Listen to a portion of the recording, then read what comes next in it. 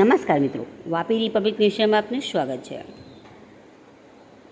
સુપ્રસિદ્ધ મા વિશ્વંભરી તીર્થયાત્રા ધામના સંસ્થાપક શ્રી મહાપાત્રજીની પાવન પ્રેરણાથી મા વિશ્વંભરી ધામ ચેરિટેબલ ટ્રસ્ટ અને મા આદર્શ ગામ વિકાસ ચેરિટેબલ ટ્રસ્ટ દ્વારા રાબડા ગામની સાર્વજનિક માધ્યમિક શાળાના વિદ્યાર્થીઓને વિનામૂલ્યે યુનિફોર્મ, નોટબુક તેમજ ભોજન માટે થાળી વાડકાના સેટનું વિતરણ કરવામાં આવ્યું હતું।